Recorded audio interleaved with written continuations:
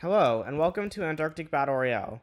If you're new here, then what we do on this channel is spin wheels to figure out how countries would fight each other if they lost all pre-existing relations.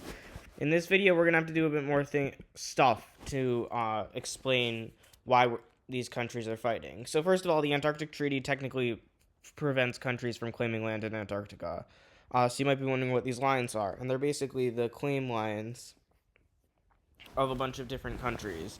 The UK, Argentinian, and Chilean claims, just to make everything more fun, overlap. So I rearranged them a little bit so they don't overlap because it doesn't work with the series. So we're then going to assume that all of these claims get independence from each other and also have people living there, and also lose all prior relations that they would have had anyway. This is also unclaimed, so we're just going to assume that there's also people there because it's just going to make the video better, trust me. So without further ado, let's get right into it. Argentinian claim will be invading west. So they will be invading into the British claim. So I'm not really sure how I would guess that which country would be stronger than which other one. It kind of depends on how populated each one is. But given the size of the Argentinian claim, they're invading into the Chilean claim, sorry. But as I was saying, given the fact that the Argentinian claim is smaller than the Chilean claim, and given the fact that even in the modern day Chile claims Antarctica to a greater extent than other countries do, I would say Chile's claim is probably going to end up being stronger. But the Antarctic claim will the Argentinian claim will definitely take this island, and because they started the invasion, they're going to get a head start. So Chile is going to be on the back foot, at least at the start. However, they are going to be able to capture the Argentinian South Pole base, which is an actually important thing. The South Pole is just important to all of these countries. And they're also going to be able to take a lot of the mainland territory, as in not the peninsula, of Argentina, because it's not very defended since the peninsula is probably where everything would actually be. So they would take this island and they would take the mainland. And so now the actual fighting commences. Argentina did lose some of their supplies. So Antarctica will... So the Chilean claim is going to be stronger than the Argentinian claim at this point, even though the Argentinian claim has more valuable territory. And they're going to slowly but surely start invading into the actual peninsula, meanwhile sending a naval expedition to capture all of this territory on this island, as well as a bunch of random islands over here, before landing on the tip of the peninsula, where there's probably a big city that might or might not be the capital. And at this point, the Argentinian claim will surrender. And in the peace treaty, Argentina had to get rid of all of their claims that weren't on the peninsula. Let's continue. France will be uniting west. So the French and Australian claims will be united. And they have united to create a monstrous claim. New Zealand will be invading west. So New Zealand will be invading into the unclaimed territory. And New Zealand, let's say, I would assume would probably be stronger, given that the unclaimed territory is, as of now, unclaimed, which means no one would probably live there. It would probably be the most sparsely populated region. And just to add insult to injury, the Chilean claim will join in against the unclaimed region of Antarctica, and they will move quickly because they're by far the most populated of these regions. I think logically they probably would be. And at this point, the unclaimed territory is not going to make it. And the unclaimed territory also probably wouldn't have a very organized government, which would make it very hard for them to even surrender if they wanted to. So what would probably happen is that eventually they would just have all of their territory occupied by the two invading powers, and then a peace treaty would be settled upon. And both New Zealand and Chile get a good portion of the land. UK will be making an alliance with the French and Australian claim. And I'm going to make this a bright yellow alliance, because why not? It encompasses probably about a third of the population of Antarctica, with Chile having another third, and then Argentina, Norway, and New Zealand combined having another third, I would say. New Zealand is invading east. So right after invading into Mary Birdland, which is the name for the territory, that was unclaimed. New Zealand will be invading east into the Allied territory of the combined territories of France and Australia. And they'll start in the north of the territory. North is just far away from the South Pole, which is here, so this is the north, even though it is in the bottom.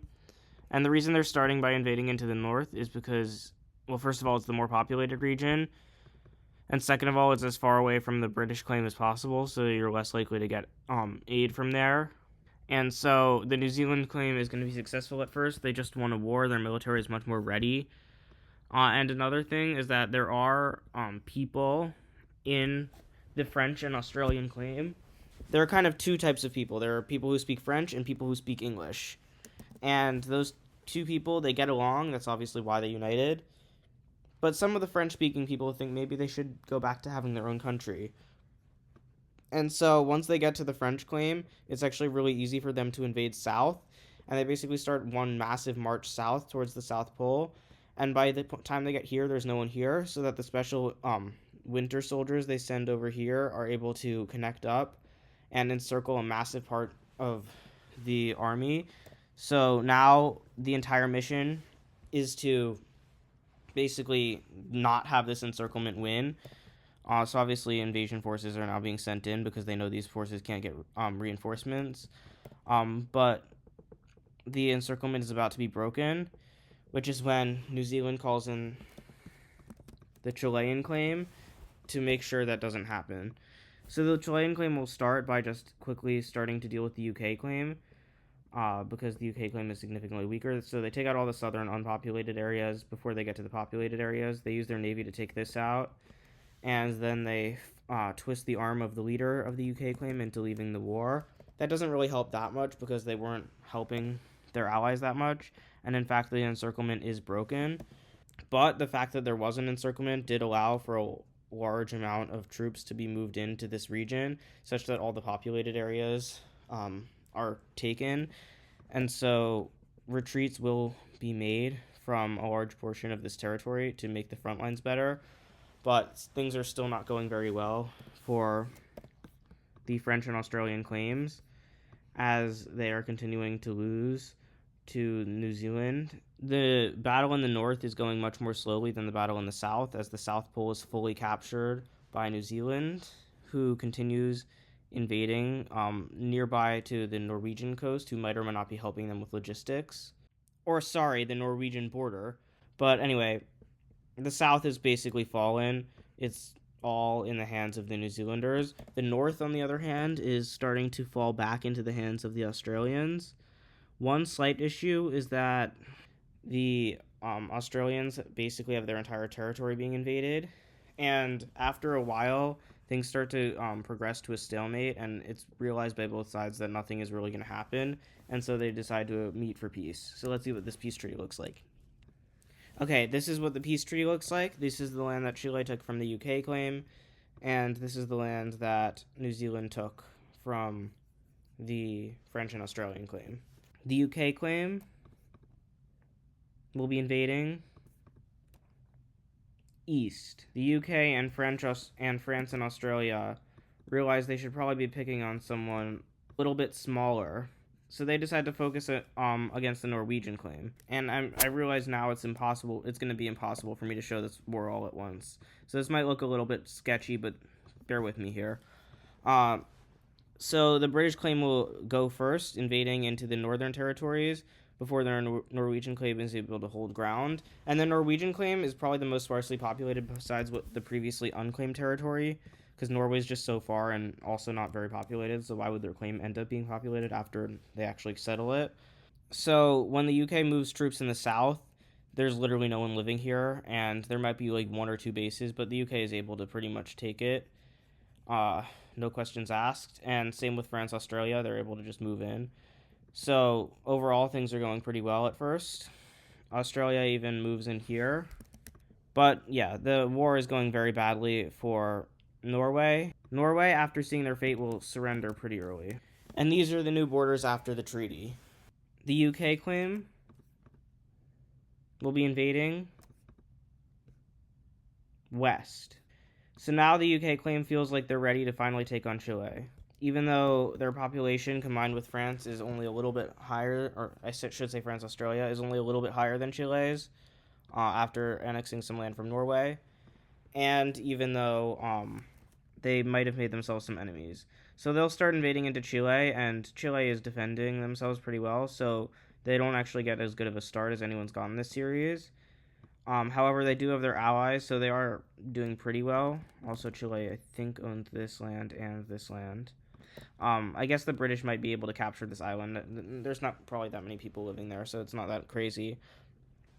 But Chile brings in the enemies that the UK has made, namely New Zealand and Norway. Both have pretty bad beef with the UK, and both are very much willing to join this war to try and take some of their old land back.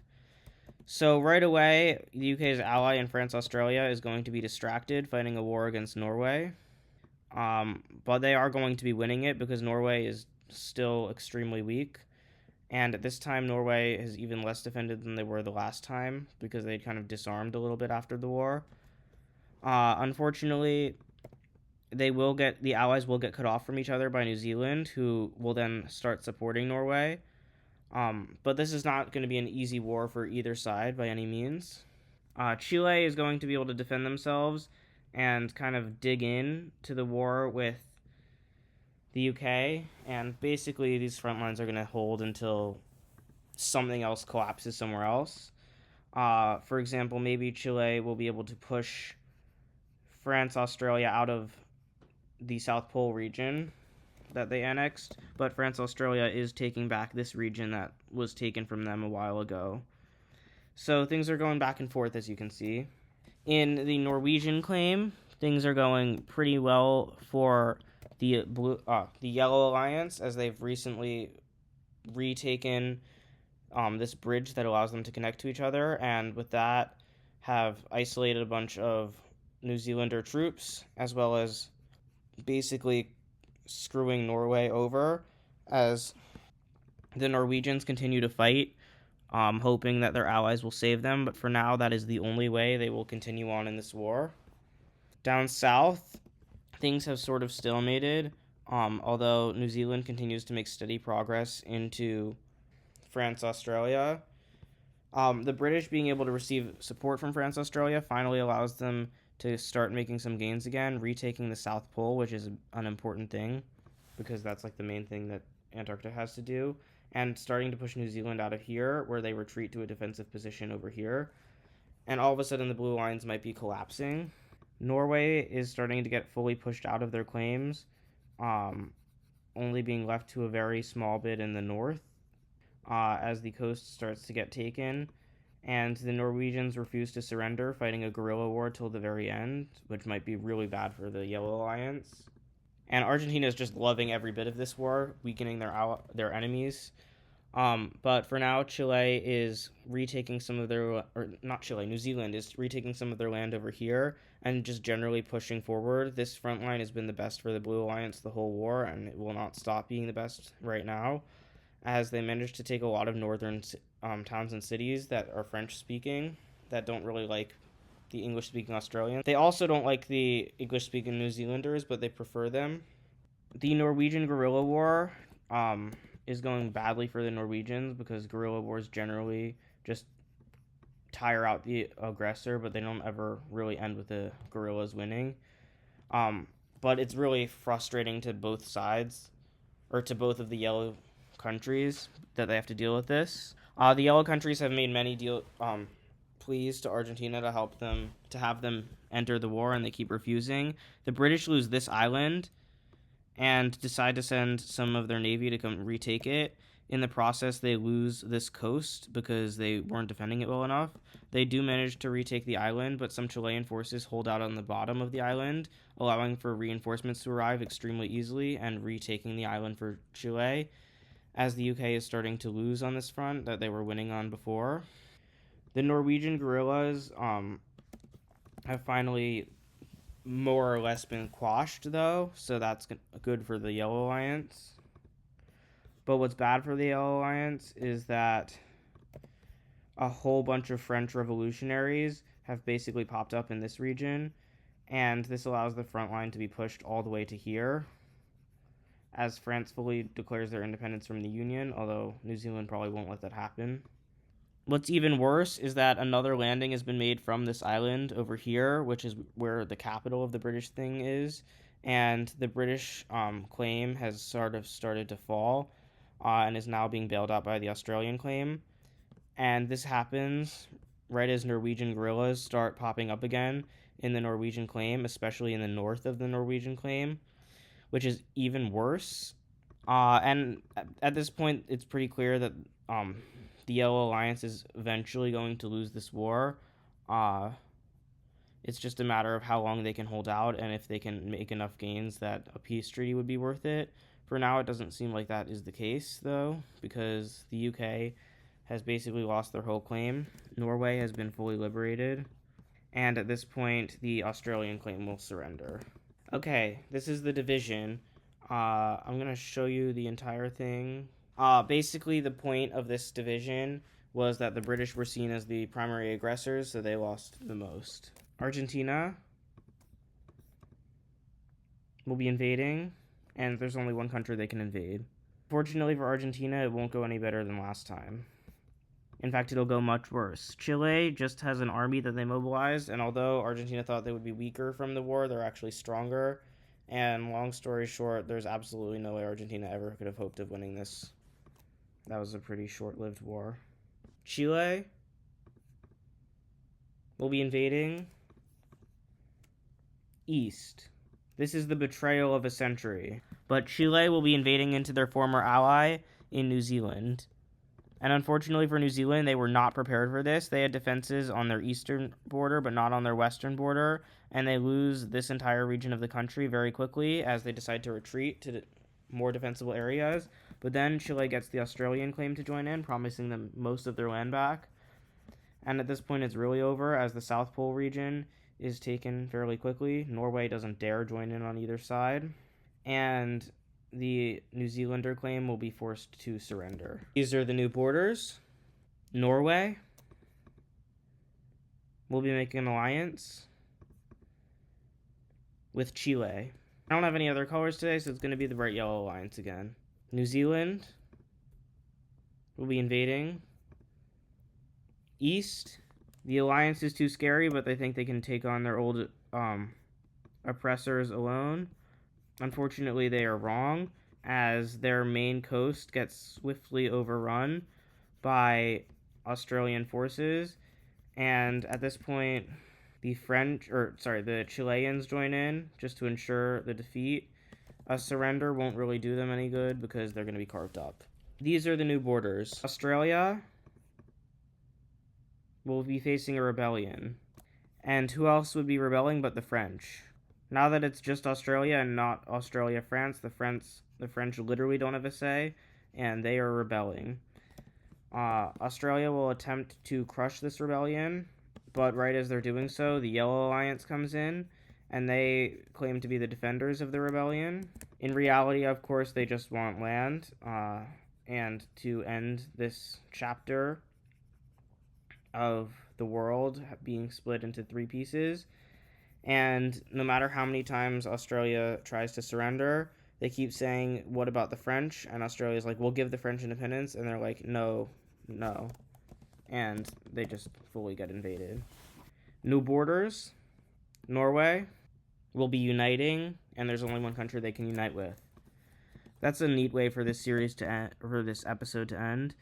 I guess everyone is uniting. So Norway and Chile both win. So with that, make sure to like, comment, subscribe, all that good stuff. But thank you for watching, and I'll see you next time.